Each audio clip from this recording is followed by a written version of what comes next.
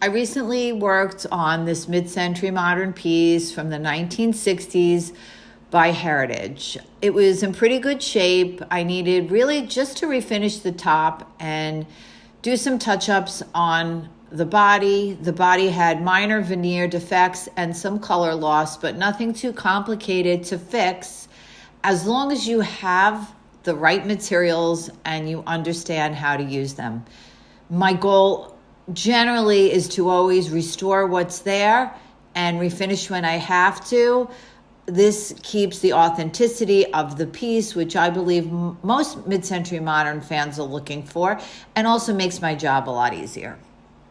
So when refinishing the top, the first thing I do is protect the body, and I do that by applying green Scotch tape around all the edges to prevent damaging of the original finish while using stripper. I do not use frog tape because it's not lacquer safe and it will pull up the existing finish I'm trying to really just touch up.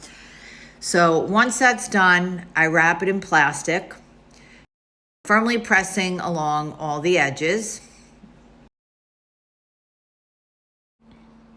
The stripper that I use is a methylene chloride stripper. I apply it with a chip brush and I allow it to sit until it starts to thicken. The wait time will vary depending on the finish you're applying it to, the humidity, and the temperature, that it's exposed to while you're working it in.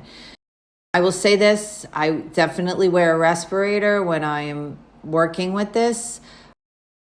There are all kinds of restrictions in place with methylene chloride. It's not available everywhere. And if you're not comfortable using it, absolutely find a stripper that is, is greener or that is non-methylene chloride based. On another note, I am working on this piece in an outside garage. Both doors are open. I also have a fan going. And also you need to dispose of the material properly according to your local restrictions and guidelines. The other point I'd like to make is that to me, when you're working on a piece of furniture with very thin veneer, stripping is a non-negotiable.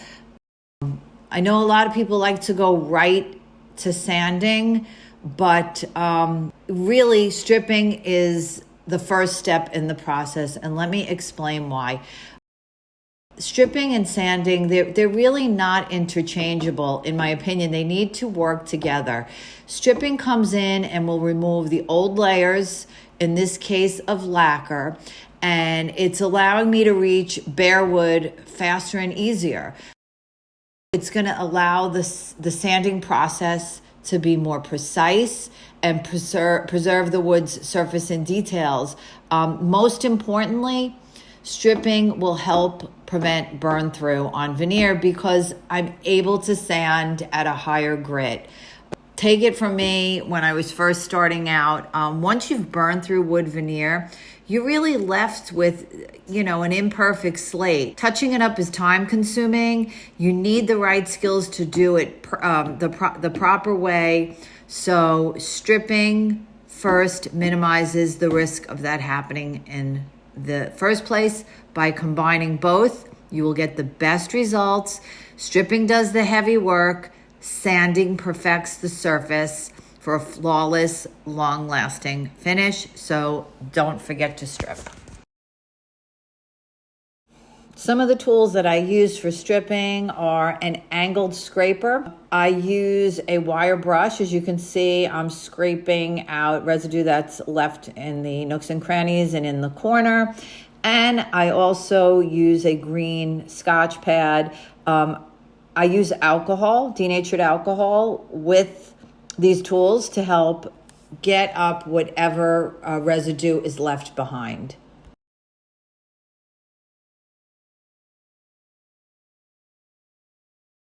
The final tool I use before sanding is a carbide scraper. Remember, in my opinion, I want to do everything to protect this veneer before I put a sander to it. So My goal is to remove as much of the finish as possible so that when I come in with my sander, even though I have a great sander, it's 1, 2, 3 and really easy. Carbide scraper is great.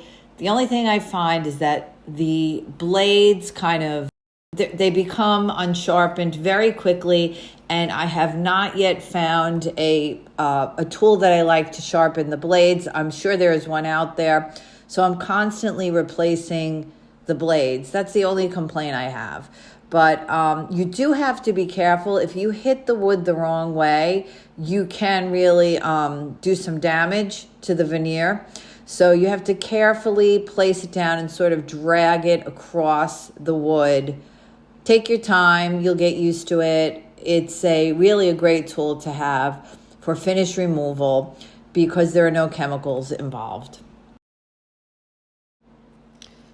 So here I am sanding with a 150 grit. I looked at the timer on this video. It literally took me 3 minutes to sand the top, due in part to all the preparatory work.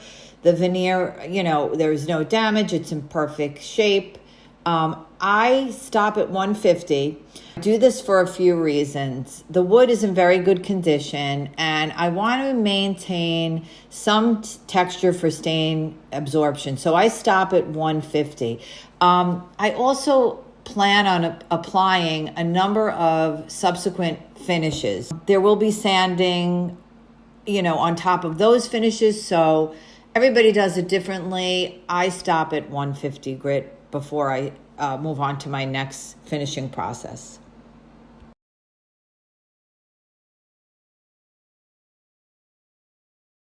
So here's the top, fully sanded. The trim is a solid wood. That corner there I'm going to have to deal with later.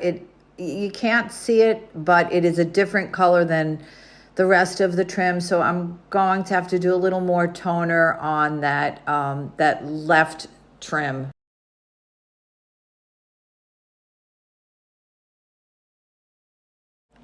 So in order to prepare the existing finish for touch-up, I wipe it down with naphtha and I use a green Scotch pad. Naphtha is great for dissolving wax and grease and oils. It removes dirt and contaminants. It evaporates really quickly. It is non-reactive with wood. It is relatively mild, so it doesn't raise the grain or damage the wood itself. It has a great compatibility as a preparatory cleaner for lacquer. So this really is a great way to prepare your veneer for the next step. The next step in the touch-up process is replacing color. Now, I already I rubbed the entire piece down with a green Scotch pad. So if I didn't do that, I would have lightly sanded the area with an 800 grit. Here I'm using a blend-all stick, and I see a lot of mistakes all over Instagram with using these touch-up sticks. A blend-all stick is appropriate when the clear coat and just a little bit of the color is gone. When you've gone, the defect is through the clear coat, the color, and the substrate, you wouldn't use a blend-all stick. This is really just to replace color. I apply it, the same color as the veneer. I usually rub it through with a clean cloth, and then I seal it with vinyl sealer. These sticks are meant to be layered, so if you don't get the color on the first try, you can add layers going light to dark.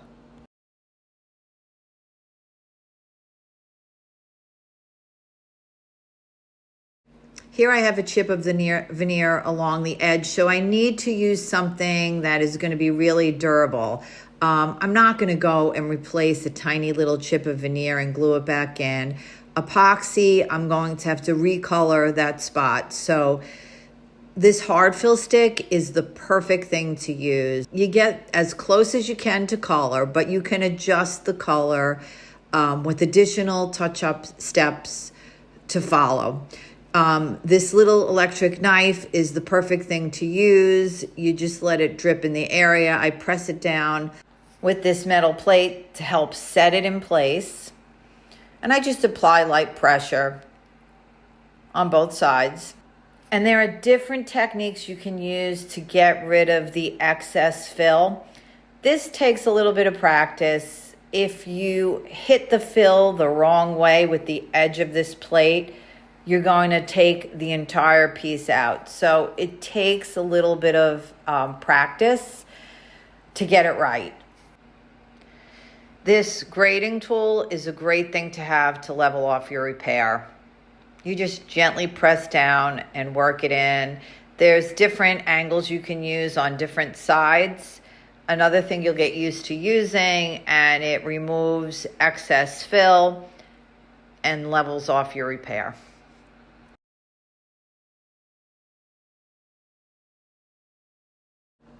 And this next step I see missed all the time. It's so important. After you apply your touch-up, you have to add either a sanding sealer or a lacquer. It smooths out the imperfection. It helps with adhesion. It sets the stage for whatever your next process will be.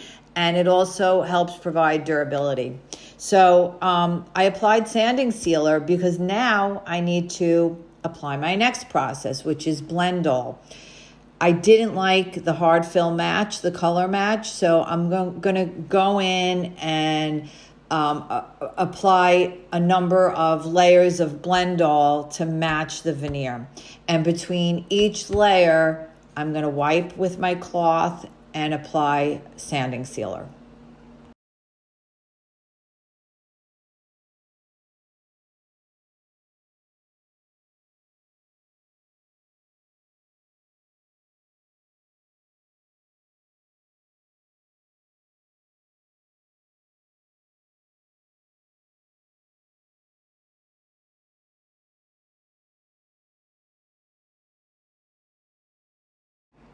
This piece doesn't get stained on the top. I'm going to prepare the top for lacquer by priming it with sanding sealer.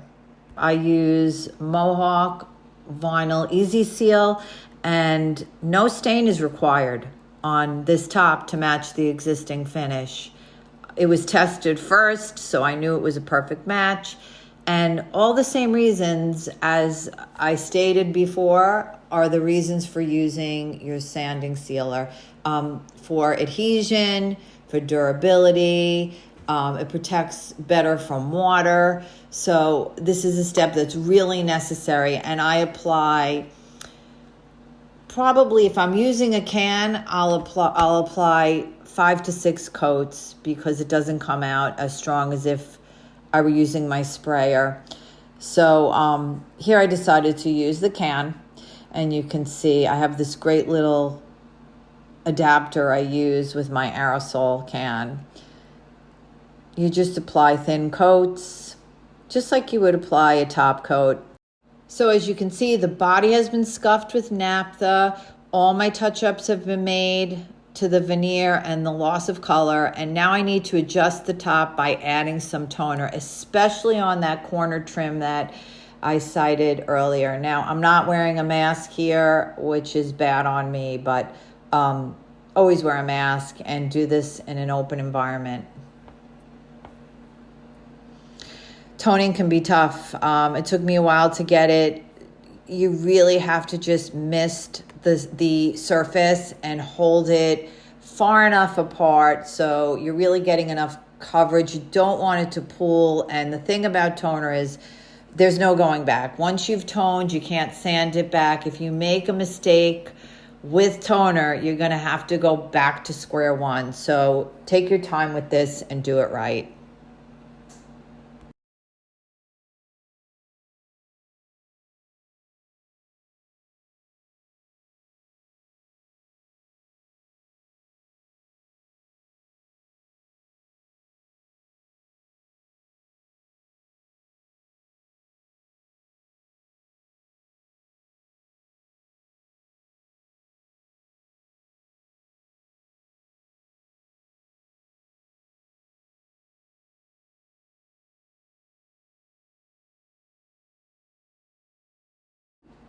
Final step is to apply pre-cat lacquer, and I definitely use my sprayer on this because I'm applying it to the entire piece and I want to make sure I get enough on there. So I use an HVLP sprayer and I just carefully apply it. Between coats, I sand with almost, I use like a wet sandpaper. I'll use either a 400 or 600 grit just to get off any of the overspray that's kicked back, which can happen when you're spraying lacquer.